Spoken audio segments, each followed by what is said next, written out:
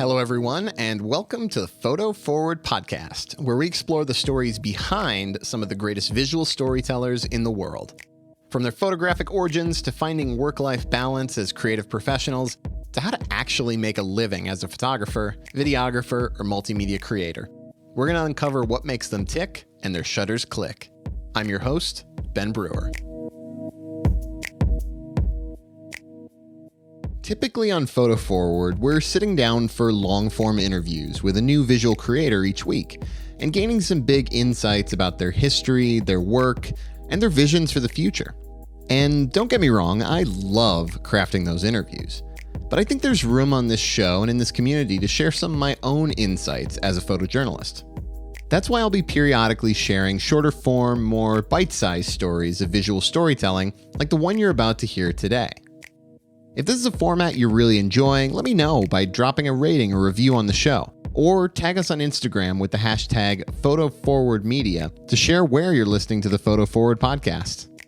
Anyways, without further ado, here's our first solo Photo Forward podcast episode, all about how your cell phone is ruining your memory and how thinking like a photojournalist can help fix it. Photography and neuroscience. To quote The Sound of Music, these are a few of my favorite things. It seems pretty crazy, but the science is out there. Your phone is ruining your memory. But don't worry, thinking like a photojournalist when you take pictures can change all that. Okay, so as some of you might know, my formal education background is actually in biochemistry with a focus in neuroscience.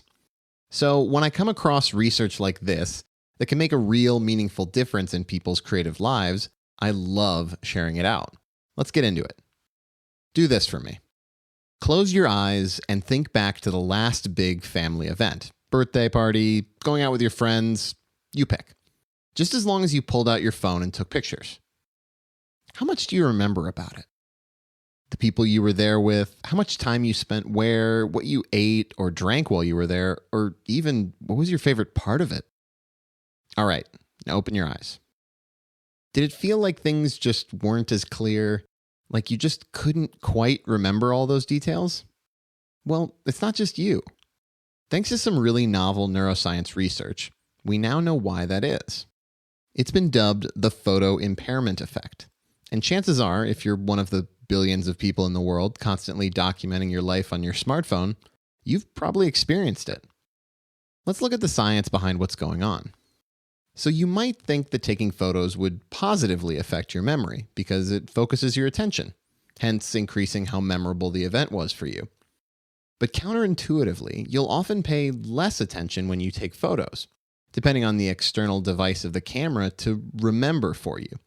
Essentially, the research out there suggests that people are much less likely to remember information if they expect to have future access to it, like on their camera, computer, or the 400-pound gorilla that is social media. One of these great little pieces of research is one from 2014 by psychologist Linda Henkel that dives right into this issue and presents some results that, as a photojournalist, we've known for years as a way to mediate this photo impairment effect.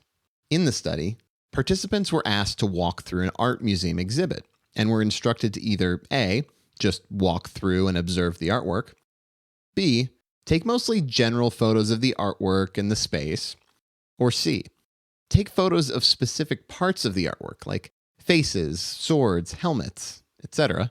in the exhibit.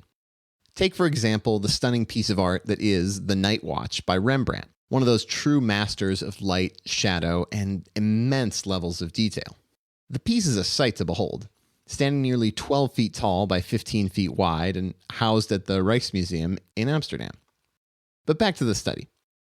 For example, participants in Group A would simply take in the piece in its entirety. Group B would take photos without any real objective. Where this gets interesting is for Group C, who were tasked with focusing on details of their pieces of art, and works like the Rembrandt feature an astounding level of lifelike details to focus on. So when these three groups were tested afterwards, which one do you think recalled the artwork the best? Well, you might be surprised to find out, but Group A, that simply just walked through and observed the artwork, was able to recall details of the museum exhibit the best. Although photographing the artwork as a whole, without an objective, hurt the participants' memory for visual details about the objects, that's Group B. Being tasked with honing in on one aspect of an object, Group C, mitigated the lost memory not only for the part they zoomed in on, but also for parts that weren't focused on.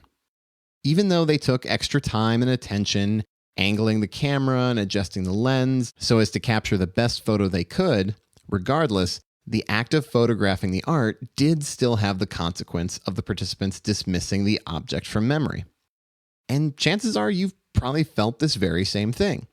And when you think about it, it kind of sucks. So let's fix it. When I'm out in an assignment, whether it's a crowded public event or an ongoing feature project, as a photojournalist, I'm always looking for details in the environment, fleeting moments in people's faces, and dramatic lighting that elegantly captures the scene. Basically, as photojournalists, we constantly live in that third research group that's tasked to focus on photographing details of the scene.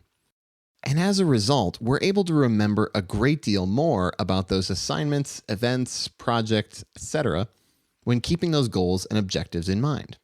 Just recently, when I was photographing the UW Diversity and Inclusion graduation recognition ceremony, it was such an open-ended event, event coverage.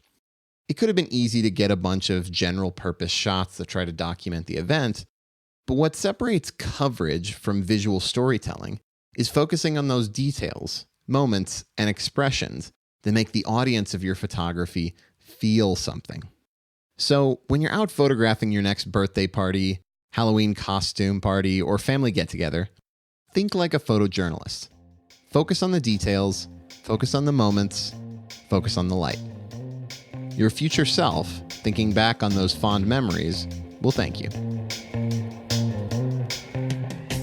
Enjoying listening to the Photo Forward podcast? Want to hear more thought-provoking, creative visual storytellers? Well, this is where you come in. We want to get the word out as wide as possible about Photo Forward and reach as many listeners as possible. And the best way to do that is through reviews and recommendations on iTunes, Stitcher, or wherever you consume your podcasts. If you want to support more deep dive conversations with photographers, videographers, and storytellers the world over, head on over to the Photo Forward page on iTunes and drop a review or even a rating. It means a ton to growing the show, and I personally read through each and every review to make this show the best damn visual storytelling podcast out there. So, as always, keep seeing, keep shooting, and keep putting your best photo forward. See you all soon.